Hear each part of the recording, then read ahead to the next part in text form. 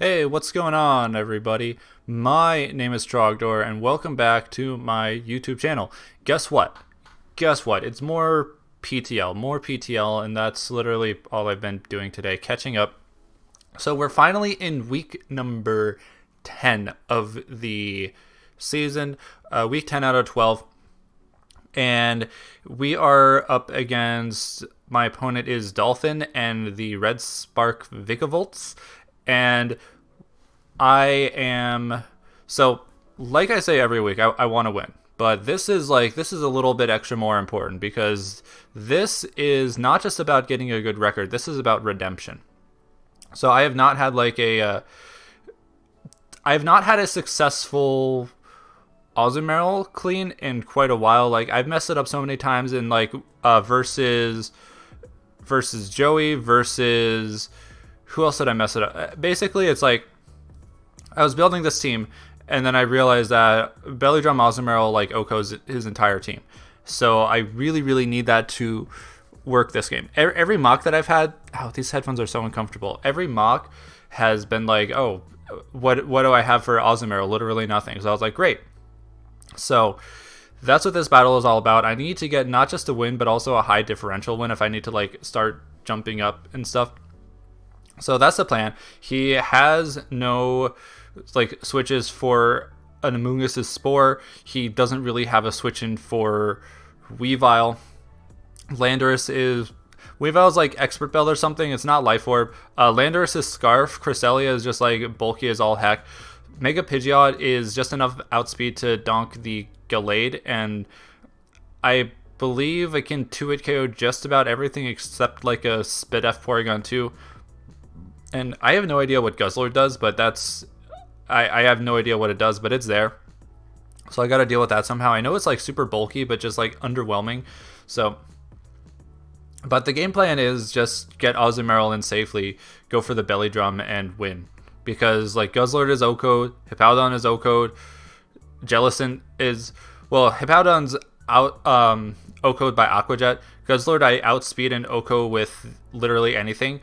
Jellicent I outspeed and OHKO with the knockoff. Gallade I OHKO with the Aqua Jet. Porygon 2 I outspeed and KO with the knockoff or play rough, and Volcarona I OHKO with the Aqua Jet. So I really just need to get a safe Belly Drum. So let's see how that goes. It's time for redemption. So he's going to lead Hippowdon, and I'm just going to lead Landorus because why not? So I'm going to go for the U-turn. I am Sand Force this game because I can be, and because physical Landorus is just overall better, and he's got the Hippowdon. So I'm going to take advantage of his sand so I can get a little bit extra power. And I'm just going to go for a Giga Drain, not a Giga Drain, a Spore, because I can. So he brings in Jellicent, and he's rocking the safety goggles, and it's like, how dare you copy my strategy that I brought in NSCL once and running safety goggles. But at the same time, it kind of makes sense because it's immune to sand as well, and if he wants to make a sand team with no sand sweepers or whatever, but yeah.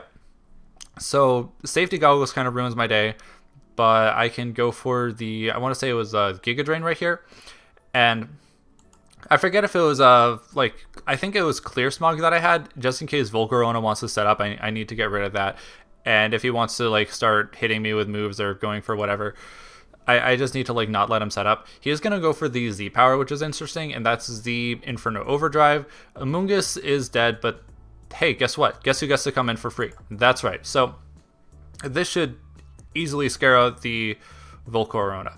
Or it can try to kill me with do some damage to me with a Bug Buzz.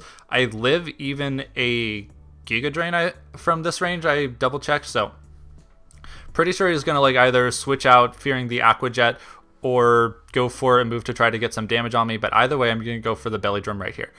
He goes for the Tailwind of all things, and I'm just first of all, why run a Tailwind instead of Quiver Dance? That doesn't really make sense to me, and it's that play didn't make sense to me, but it really bites me in the ass because I KO the Volcarona from here easily. Jellicent is going to live my Aqua Jet, but now it's gonna outspeed. So he's either gonna go for a Toxic or do the Fish for Scald Burn thing. But I can KO with knockoff right here. So he's going to double into the Volcarona for some reason, which, you know, didn't make sense. But he's got one more turn of the Tailwind. So yeah, I'm going to try to fish for the Scald Burns. And it does nothing to me, but of course he gets the burn. Of course, of course. So all I wanted was a really easy win with Azumarill, but I couldn't even have that. Of course. But the Jellicin's going down. Like, let's be real. So it's out of here, but I can still do a huge chunk of damage to everything. So it's like, that's 50% to the Porygon 2. It's like 70% to the Gallade. I still Oko the Guzzlord if that wants to come in, and a huge chunk to the Hippowdon still. So, but it's not like just going to be easy mode like I want it to be. But yeah, I can still win, probably. But this is just kind of like, oh, great, I got burned. Porygon 2 comes in, gets the attack download, but of course I miss. Of course, of course. In hindsight, geez, oh my god. So, Porygon 2, instead of being at half health, is now at full health.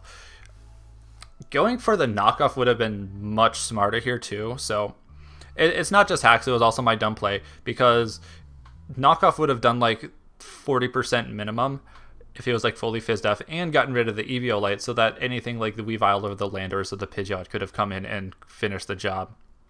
But yeah, I miss. That's just like that's like throwing salt in my burn wound, which yeah, and it takes me out. That's unfortunate, but you know, it's like I put all my eggs in that one basket, and that basket got burned, and then I threw it on the ground and missed, and all the eggs landed in my face. It was kind of like that's what happened. So now I can go for a knockoff, like any smart person should have done. He sees that coming. I do 51%. He gets the justified boost, and yeah. So I know I still outspeed the Gallade. His priority is like Shadow Sneak, but for some reason I stay in thinking like, hey, it's to a KO, right? Gallade doesn't get any like defense boost when it Mega Evolves, does it? That was smart, but he did see my Cresselia coming in, which, but now I can outspeed with Landorus because I'm Scarfed and just go for the U-turn right here. But that was just a really dumb way to lose Weavile. I was a little bit tilted because of the Azumarill, but it happens. So I go for the Moonblast on the Guzzlord, which goes for a substitute of all things. I don't know what Guzzlord does. It's just kind of a weird Pokemon. I'm going to break its substitute very easily. It's going to go for a Dark Pulse, and I'm not even Colbur Berry. I'm more defensive than Spidef, but I'm chewing that really, really well. So don't really know why Guzzlord came. I'm not sure what it does, but yeah, I take it out handily. So now it's Cresselia, Landorus, and Pidgeot versus the bane of my existence, Porygon 2. Porygon 2. I'm gonna make a poem called Porygon 2, number 2. I really, really hate you. There, it rhymes. It's the truth. It rhymes. You're the bane of my existence, and yeah, now I don't really have anything to handily take this out. I really wish I had knocked off the Eviolite earlier, but yeah. I'm just gonna go for some big earthquakes with Landorus. It's not doing much to me because, of course, it didn't get the special attack boost. I made certain that everything was more. I made certain that every spread of mine, he wouldn't get the special attack boost. But I said I was going to go for the Eco. I actually went for the knockoff instead just because I know I need to get rid of that Eviolite if I have any chance. He's going to go for the double toxic, and at least Cresselia, I'm like reset the toxic timer. I can go for the Moonlight here. And Shadow Ball is like not doing a lot of damage, but Spidef drop, of course, why not? And I'm just gonna like just start doing as much damage to this thing as I possibly can. He keeps going for the toxic for some reason because like switching into Landorus or Weavile would be smart, and toxic would like on either of those would completely seal the game for me. And he probably predicts me to predict a recover, but I just need to stay in and go for the Psychic. But it's only once he goes for the cover once I died of my own toxic damage. So that was kind of a wasted few turns. And Mr. Man comes in. I just need to do as much damage to the Porygon 2 because if it's just going to toxic stall me, that's kind of bad. But luckily I'm doing more damage than he is recovering back. I'm doing like 50 to 52% or something. And I'm able to take out the Porygon 2 quite handily. And now Hippowdon comes in, and this is just kind of terrible because I'm going to go for the Earthquake. He's going to slack off and get up to full and just take me out with the... going to go for the slack off again. And I die to Toxic because, you know, why not? But I did calculate based on the damage that is more Fizz Def than Spidef, like almost completely. It's like very close to almost completely Fizz Def. So Pidgeot has a chance to take it out with 2 Hurricanes if I get, unless, you know, he hits a Stone Edge or something. So yeah, doing a big chunk. He goes for the Ice Fang though. And I was really, really hoping that I would get the Confusion right there because I would, like, you know, guarantee me the win.